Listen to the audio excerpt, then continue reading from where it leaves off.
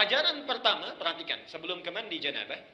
Ajaran pertama, Nabi Shallallahu Alaihi Wasallam tidak ditemukan dalam riwayat berhubungan badan atau seksual di siang hari, selalu di malam hari. Ya. Bila Rasulullah Shallallahu Alaihi Wasallam berhubungan dengan istrinya, itu selalu di malam hari. Jadi kalau bapak ibu ingin mengikuti sunnah, mengikuti Rasulullah, maka usahakan semaksimal mungkin kalau ingin melakukan hubungan, lakukan di malam hari, bukan siang. Oke, baik. Sekalipun tidak ada larangannya, tapi Nabi mengajarkan di malam hari. Teruskan.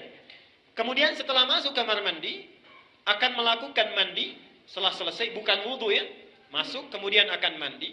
Bagaimana cara mandinya, dan mandi itu disebut dengan mandi apa? Dalam istilah fikih, mandi setelah berhubungan suami istri itu disebut dengan mandi janabah atau mandi junub. Saya tulis bahasa Arab ya. Mandi janabah atau junub. Bukan janub tapi junub. Kalau janub itu artinya selatan. Shimal utara. Kalau junub itu mandi yang dilakukan setelah berhubungan. Perhatikan. Janabah atau junub itu terambil dari kata al-janbu. Janabah.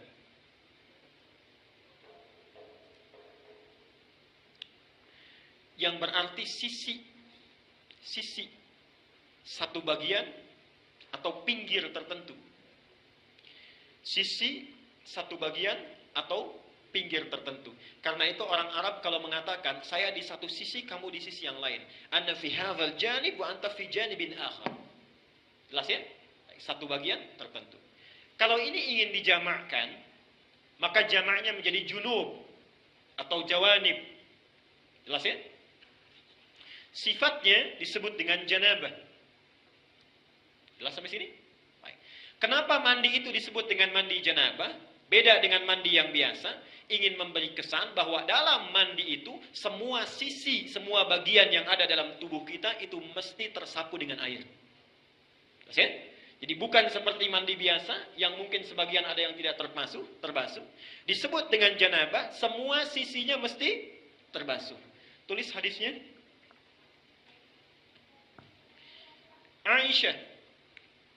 Hadis Al-Bukhari. Nomor hadis 248. Hadis Al-Bukhari nomor hadis 248. Al-Bukhari 248. Muslim nomor hadis 316. Saya ajarkan caranya bagaimana Nabi mengajarkannya. Ini hadis riwayat Aisyah. Nanti yang kedua dari Maimunah binti Al-Harith. Mohon Bapak ya, Ibu fokus di sini. Barangkali sudah puluhan tahun ada yang keliru kita. Oke. Pertama, hadis riwayat Aisyah dulu. Rasulullah sallallahu alaihi wasallam ketika beliau hendak mandi janabah, itu yang dilakukan adalah menuangkan air dulu, membasuh kedua tangannya. Ya? Jadi dua tangannya dulu dibasuh. Kemudian setelah itu, ini gambaran umumnya, beliau berwudu seperti wudunya untuk sholat. Jelas sampai sini? Basuh tangan, berwudu seperti wudu untuk sholat. Yang ketiga, dari bejana yang sudah disiapkan itu, kalau kita mungkin gayungnya sudah ada, mengambil sebagian air, kemudian menyela-nyela rambutnya, diratakan dengan tangannya. Jadi tidak langsung menyiram air Pak ya. Tidak langsung menyiram air Ibu ya.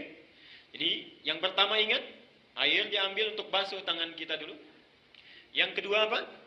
Berwudu seperti wudu untuk salat. Sebentar Pak, itu lewat hadis Maimunah. Oke, saya sampaikan bagian pertama dulu. Nanti diperinci di Maimunah binti Al-Harith. Yang kedua apa? Berwudu dulu. Yang ketiga apa? Menyela-nyela kepala atau rambut ya, rambut kita. Yang keempat, kemudian mengambil air, membasuh, menyiramkan di kepala keseluruhan. Belum ke sini dulu. Belum ke badan ya. Baik. Saya ulangi pelan-pelan. Satu, mencuci tangan. Kedua, berwudu seperti untuk sholat. Ketiga, menyela-nyela rambut, meratakan keseluruhan. Keempat, menyiram rambut keseluruhan di kepala. Setelah itu, baru disiramkan secara keseluruhan. Jelas sampai sini? Disiramkan secara keseluruhan menggunakan sabun dan seterusnya. Ini gambaran hadis yang pertama yang umum sifatnya. Oke, baik. Coba kita lihat. Hapus dulu di sini. Nah, sekarang kita lihat bagian yang kedua. Ini riwayat siapa tadi? Aisyah radhiyallahu anha. Sekarang Nabi sallallahu alaihi wasallam ketika tinggal di rumah Maimunah, kemudian setelah itu berhubungan dengan Maimunah binti Al-Harith, salah satu istri beliau. Kemudian Nabi sallallahu alaihi wasallam melakukan mandi janabat saat itu. Hadisnya diriwayatkan oleh Maimunah dari Abdullah bin Abbas. Abdullah bin Abbas di Al-Bukhari nomor hadis 265. Perhatikan. Sebentar, saya menyimpang dulu pelan-pelan. Ibu masih ingat Bapak kisah Ibnu Abbas itu? Anaknya usia berapa tahun? Baik. Silahkan cek pertemuan kita yang lalu. Hadis Abu Daud nomor hadis 1365 itu ya. Ibnu Abbas dalam usia 4-5 tahun itu memaksa ingin tinggal di rumah bibinya Maimunah. Jadi Maimunah ini bibinya Ibnu Abbas.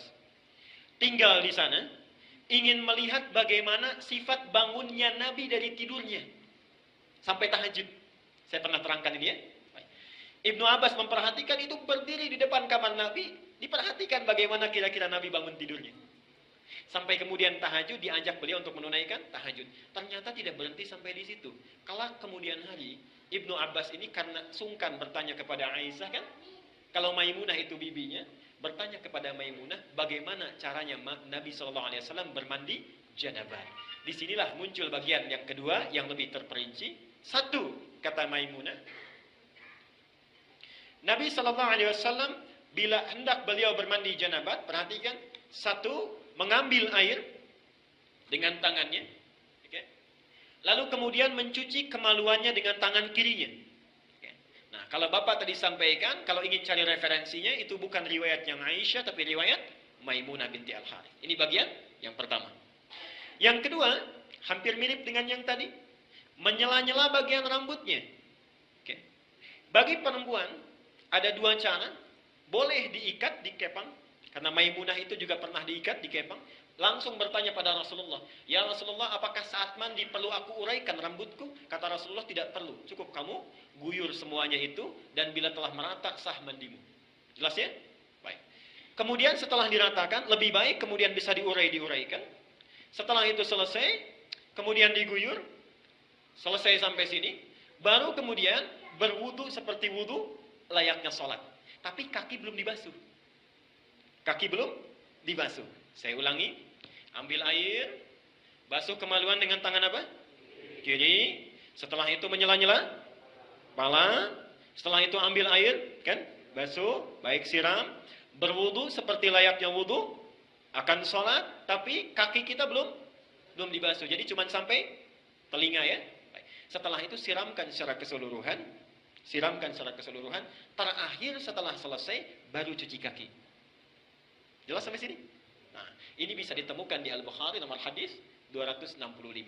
Nah, dari sinilah kemudian ulama menggabungkan kedua hadis ini, dibuatlah susunan yang lebih lengkap. Pas ya? Baik, jadi dari yang pertama kalau kita gabungkan dua hadis ini, pertama mengambil air, cuci tangan dulu, riwayat Aisyahnya. Setelah tangan dicuci kemudian mencuci kemaluan. Setelah itu selesai, ada yang terlewat tadi. Kalau di zaman Nabi, setelah mencuci kemaluan, dibasuh dengan air, lalu Nabi menepuk-tepukan ke tanah atau ke tembok. Ya. Itu maksudnya menghilangkan barangkali sebagian kuman-kuman yang masih menempel. Sifat tanah kan bisa menghilangkan, karena dulu belum ada sabun seperti sekarang. Kalau Bapak ingin ikut, Ibu ingin ikut sunnah Nabi, ikuti dengan cara yang cerdas. Jangan setelah dibasuh, tempel-tempelkan ke tembok begini. Cukup pakai sabun, dicuci dengan sabun. Saya ulangi dari awal. Tangan dibasuh dulu, basuh kemaluan, kemudian cuci dengan sabun.